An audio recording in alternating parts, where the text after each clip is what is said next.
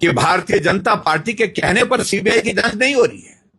CBI की जांच अगर हो रही है तो परिवार के कहने पर हो रही है। परिवार हाईकोर्ट से न्याय मांगने के लिए गया, न्यायालय ने उनकी बात को सुना और उसके बाद फैसला दिया कि सारे मामले की जांच सीबीआई से होनी चाहिए। यह भारतीय जनता पार्टी की मांग पर नहीं, किसी और व्यक्ति के मांग पर नहीं, उनके परिवार की ही मांग पर हुआ है। ऐसे में मुख्यमंत्री जी कैसे कह सकते कि आप हमको कहते तो हम ही कर देते हैं? कितना झूठ बोलेंगे। मुझे लगता है कि आज तक ये प्रदेश, हिमाचल प्रदेश, जो मुख्यमंत्री कहते हैं उनकी बातों पर भरोसा करते हैं,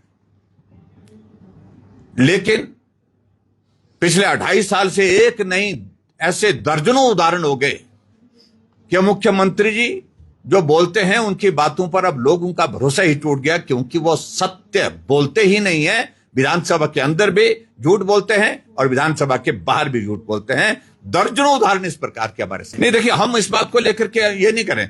हम पहली प्राथमिकता है कि विमल नेगी के मामले में जांच निष्पक्ष होने में सरकार सहयोग करे, जो अभी तक इनके तौर तरीके से नहीं लग रही है।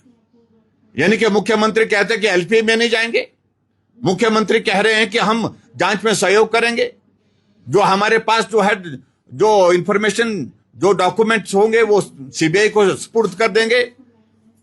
जांच में सहयोग नहीं हो रहा है, ना डॉक्यूमेंट पूरे तरह से दिए गए हैं, ना ही सीबीआई की जांच के लिए जो सरकार ने कहा था, मुख्यमंत्री जी ने कहा था, उस प्रकार से सारी प्रगति हो रही है। उस सारी चीज को लेकर के ये साबित करता है कि ये एलपीए में एसपी शिमला पर्सनल कैपेसिटी से गया है, ये मुख्यमंत्री की सलाह के बिना नहीं गया, उनकी सलाह से ही गया है। और एडवोकेट जनरल उसको जो है, वो जो अपनी राय दे करके जिसका जिक्र करते हैं, तो उसका मतलब क्या है कि मुख्यमंत्री की सलाह के बिना हो रहा है? बिल्कुल नहीं हो रहा है। और मुख्यमंत्री इस सारे मामले से परेशान है, सीबीआई की जांच से परेशान है। इसलिए वो सीबीआई की जांच को किसी के भी माध्यम, चाहे एसपी के माध्यम से रोकने का प्रयास किया जा सके, चाहे एडवोकेट जनरल के माध्यम से उस जांच को रोकने का प्रयास किया जा सके, वो करने की पूरी कोशिश कर रहे हैं। इसलिए हम कह रहे हैं कि मुख्यमंत्री रहे हैं, वो सत्य नहीं बोल रहे हैं। जयराम ठाकुर जी प्रत्येक दिन विमल नेगी जी की मौत को लेकर राजनीति कर रहे हैं। विमल नेगी जी की मौत पर हम दुखी हैं, उनके परिवार के साथ खड़े हैं। और जो उन्होंने हमें कहा था कि एफआईआर दर्ज होनी थी, हमने एफआईआर दर्ज करवाई। और उसके अलावा एक हमने एसआईटी हमारी सरकार ने गठित की। इन सब बातों को छोड़िए, जयराम ठाकुर जी को मैं कहना चाहता हूँ, आगे बढ़िए। जब सीबीआई इंक्वायरी हो गई है, आपके पास विमल नेगी की मौत से संबंधित कोई कागजात है तो आप सीबीआई को दीजिए। आपकी पार्टी के पास कोई कागजात है, आप सीबीआई को दीजिए।